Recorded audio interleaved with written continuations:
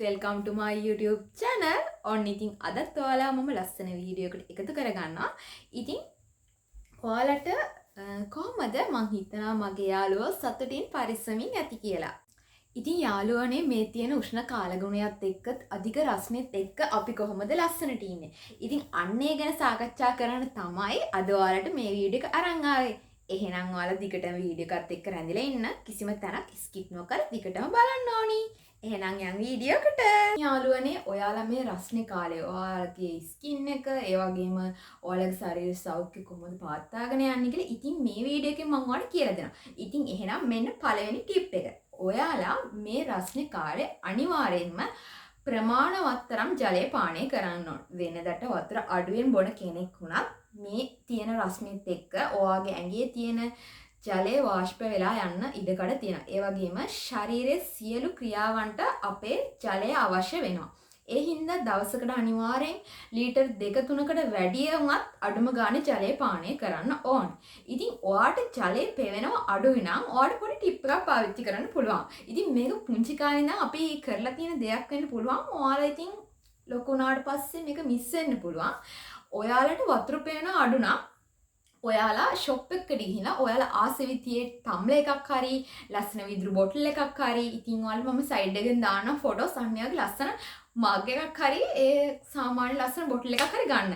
එතකොට ඔයාලට ඒකට වතුර ෆිල් කරලා තියෙද්දි ඔයා ස්ටඩි කරන ටේබල් එකේ ඔයා ඔෆිස් එකේ වැඩ කරන ටේබල් එකේ එහෙම නැත්නම් ඔයා ගෘහණියක් නම් ඔයා වැඩිපුරම කිචන් එකේ ඉන්නවා නම් ඉතින් කිචන් එකේ පැන්ටි ටොප් එකක් උඩ හරි මේක තියලා තිබ්බම ඔයාට නිරන්තරයෙන්ම වතුර බොන එක මතක් වෙනවා. ඉතින් ඒක මම පුංචි අයිඩියා එකක් විදිහට ඔයාලා දුන්නේ. කැමති කෙනෙක් ඉන්නවා නම් පාවිච්චි කරන්න පුළුවන්.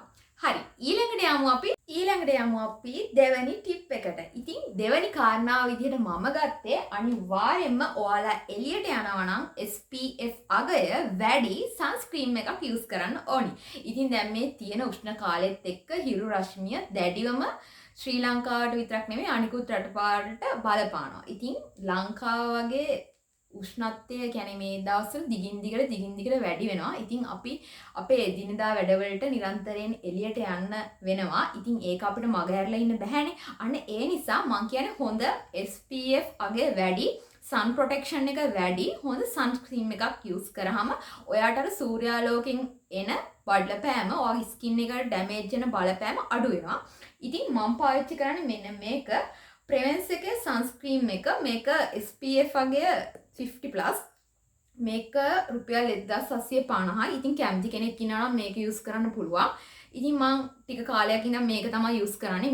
මීට වැඩිය හොඳ බ්‍රෑන්ඩඩ් වල ඒවා තියෙනවා. කැමති කෙනෙකුට ඒක පාවිච්චි කරන්න පුළුවන්. ඒක ගැටලුවක් නැහැ. ඉතින් මම කියන්නේ ඔයා එළියට යනවා නම් අනිවාර්යෙන් මේ උෂ්ණ සැර කාලේ SPF අගය වැඩි හොඳ sunscreen එකක් use කරන්න කියලා. හරි. අපි එහෙනම් බලමු තුන්වෙනි ටිප් එක මොකක්ද කියලා. ඉතින් ඔයා මේ රස්නේ කාලේ උෂ්ණ කාලේ ලස්සනට ඉන්න කැමති නම් අනිවාර්යෙන් ඔයා මේ කාලේට අඳින්න ඕනේ ලා පාට ඇඳුම් විතරයි. ඉතින් මේකේ පොඩි වාසියක් තියෙනවා ළමයි. මොකද ලා පාට ඇඳුම් වලට දාඩිය දාන ප්‍රමාණය අඩුයි. සාමාන්‍යයෙන් අඩුයි. ඔයා එළියට යනකොට ලා කොළ පාට, ලා රෝස පාට, ලා කහ පාට, ගොඩක්ම සුදු පාට වගේ ඇඳුම් අඳිනවා නම් ගොඩක්ම හොඳයි. ඉතින් ඔයාලා දන්නවද ලංකාව වගේ රටවල් වලට යුනිෆෝම් වලට වැඩිපුරම සුදු පාට නිර්දේශ කරලා තියෙන්නේ ඇයි කියලා. ඉතින් සුදු පාට කියන්නේ ආලෝකය පරාවර්තනය කරන පාටක්. ඉතින් කළු පාට ඇඳහම අපිට ටිකක් රස්නේ දැනෙන්නේ.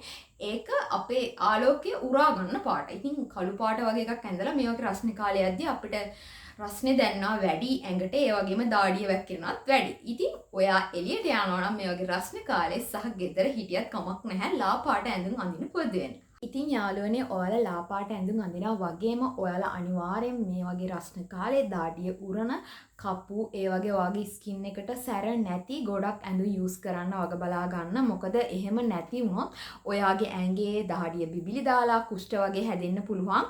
ඉතින් ගොඩක්ම උෂ්ණ කාලෙට සැර කාලෙට හැමෝගෙම ඇඟේ දාඩිය බිබිලි එන එක සාමාන්‍ය දෙයක්. ඒක නිසා ඔයා ටිකක් මේ ගැන අවධානය යොමු කරන්න බලන්න. ලා පාට ඇඳුම් අඳිනවා වගේම ඔයාගේ ස්කින් එකට සැහැල්ලු පහසු කියන්නේ කපු වගේ ගොඩක් කපු මිශ්‍ර ඇඳුම් අඳින්නත් වග බලා ගන්න. ඉතින් යාළුවනේ මං අද මේ වගේ රස්නේ කාලේ ලස්සනට ඉන්න පුළුවන් ක්‍රමවලින් ඔයාලට කියන 4වෙනි ක්‍රමේ තමයි ඔයාලා එළියට යන විට හිරු එළියෙන් ආරක්ෂා වෙන විදිහේ ඇඳුම් ඇඳගෙන යන්න.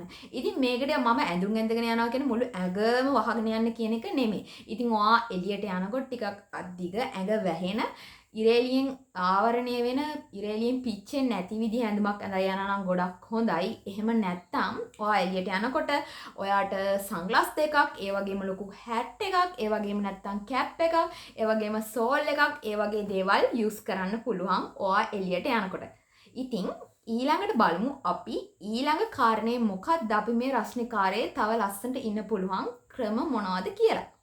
ඉතින් යාළුවනේ ඔයාලා දන්නවනේ මේ සැර කාලෙට තියෙන හරිම සැර පළතුරු. ඉතින් දූරියන් තියෙනවා, මැංගෝස් තියෙනවා, රඹුටන් තියෙනවා, ගඩුගුඩා තියෙනවා. එතකොට තව ඉතින් ගල් සියඹල ඒ වගේ රසමරස පළතුරු ගොඩාක් තියෙනවා.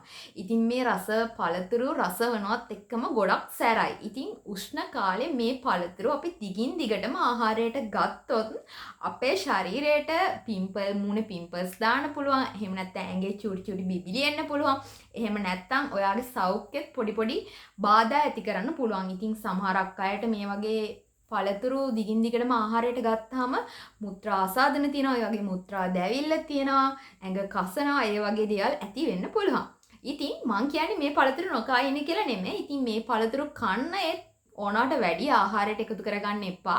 ඒක ඔයාගේ ශරීර සෞඛ්‍යයට වගේම ඔයාගේ රූපේ බාහිර ස්වභාවය, ඒ කියන්නේ පිම්පල්ස් දාලා ඔයාව කැත වෙන්නත් බලපානවා. හරි.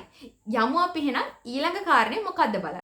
ඉතින් යාළුවනේ මම ඊළඟ 6 වෙනි කාරණේ විදිහට කියන්නේ ඔයා මේ වගේ රස්නේ සැර කාලේ අනිවාර්යෙන් ඔයාලා ගෙදර ඉන්නවා නම් ගෙදර හිටියත් ඔෆිස් ගියත් වැඩට ගියත් දවසට එකපාරක්වත් හොඳට නාන්න කියලා. මොකද එහෙම කිරීමෙන් අපේ තියෙන උෂ්ණත්වය ටිකක් හරි පාලනය වෙනවා. ඉතින් මං හිතනවා හොඳට ස්ක්‍රබ් කරලා ඒ වගේ ස්නානය කරන්න පුළුවන් නම් හොඳයි. එතකොට අර මැරුණු හැමත් ටිකක් අයින් වෙලා ඔයාගේ ස්කින් එකත් ටිකක් පැහැපත් වෙනවා.